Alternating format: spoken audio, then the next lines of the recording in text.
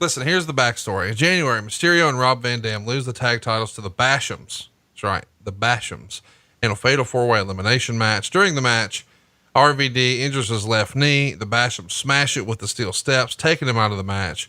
And with Van Dam injured, Mysterio asked the SmackDown GM Teddy Long for a rematch. Long agrees to give Rey a rematch if he can find a suitable partner.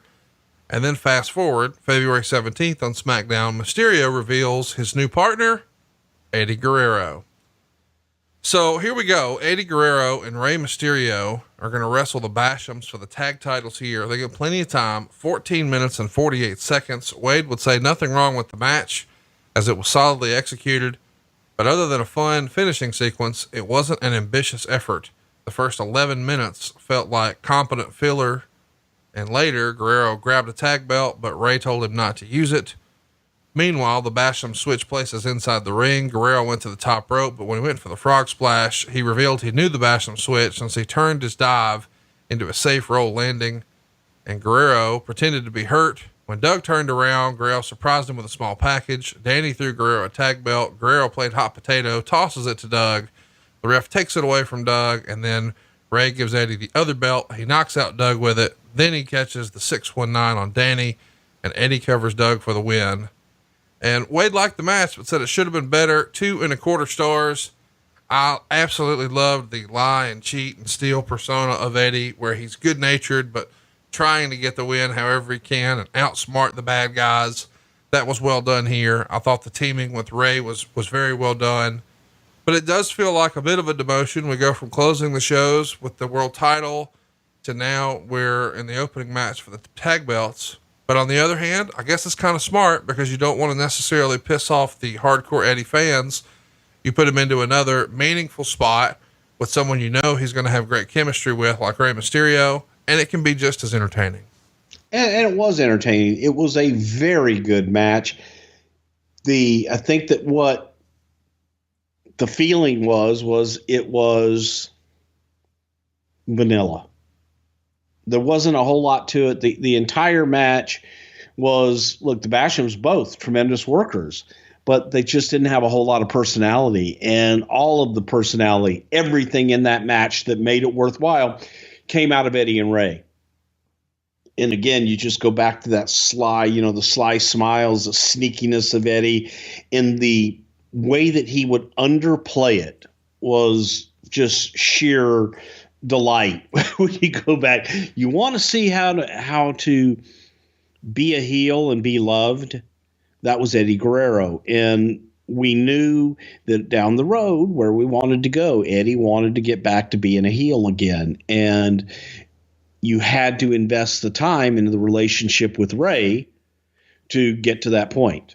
And this was the beginning of that. So knowing where it was going, that was good. The match was okay.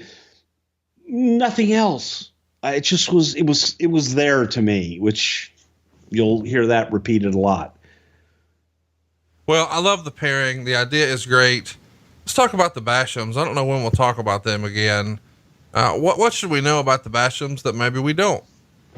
Well, Doug Basham they're both were out of OVW in Louisville, and Doug Basham was Danny Davis's brother-in-law, maybe something like that. I don't know. They were related somehow. Decent hand, good size, but as far as star power and that personality to take him to the other side, I'm not sure that Doug was going to be one of those guys that was going to break through the pack. The other Basham was Damaja, who worked in OVW. Again, a hell of a hand, a hell of a good worker. He had some personality in his Damaja persona that he did in OVW. They looked alike. They had similar styles, and thought, well, let's make them brothers and try and get some personality out of them. And I just don't know that it ever really came out. So you surrounded him with JBL in the cabinet and that whole experience. But it just, some guys are only going to go so far. And I think that was the story of the Bashams. Let's keep it moving here on the show. I guess we should mention on the following episode of SmackDown, though, Eddie Guerrero and Rey Mysterio would successfully defend those titles against the Bashams, and they would continue to defend the titles against other teams, including Mark Jindrak and Luther Reigns, JBL and Orlando Jordan, Hardcore Holly and Charlie Haas. Guerrero, however, challenged Mysterio to a match at WrestleMania 21 to find out who was a better wrestler, which Mysterio accepted. And then the following week on SmackDown, Guerrero faced Danny Basham, but Mysterio accidentally cost him the match. And later that night, Guerrero cost Mysterio his match against Doug Basham. As we know, at WrestleMania, Mysterio would defeat Guerrero, and that really speaks to your point earlier, Bruce, about taking it seriously to sort of pay it forward and help get some of these other guys over. Is Eddie the guy who's asking to work with Rey and ultimately wants to put Rey over at WrestleMania? Well, it was something that we had discussed, and it was looking at a logical, feel good, what do we need story. And that was Rey and Eddie had history for many years from Mexico, from WCW, but also personally. They were good friends and they got along, and that comes through when you're working a program with someone. If you gel outside of the ring, you're probably going to gel inside the ring. So you could feel the connection between the two, and that's what made the difference. What did you think of the competition they were doing on this show, where they had the different women competing and wearing formal wear and letting fans vote online on WWE.com? I mean, I know it's time and place, but it's still kind of weird, huh? Yeah. Less said, the better. It just was,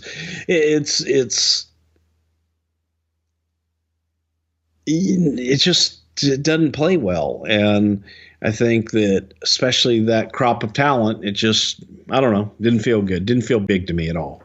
Hey, it's Conrad Thompson here to tell you a little more about what AdFreeShows.com is all about. Get early, ad-free access to more than a dozen of your favorite wrestling podcasts every single week, starting at just $9. That's less than 20 cents an episode each month. And yes, you can listen to them all directly through Apple Podcasts or your regular podcast apps. How easy is that? Ad-Free Shows also has thousands of hours worth of bonus content and docuseries like Title Chase, Eric Fires Back, Conversations with Conrad, and The Insiders.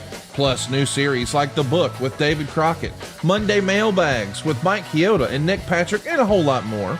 And you want to talk about early? You can't get any earlier than listening to the shows live. You can be a part of the live studio audience as we record the podcast. Plus ride shotgun alongside your favorite childhood heroes for live watch-alongs, Q&As, and other interactive experiences every single month. Come on now, see for yourself what thousands of other wrestling fans from around the world have discovered, that AdFreeShows.com is the best value in wrestling. Check it out today, and hey, when you do, the first week is completely free. AdFreeShows.com.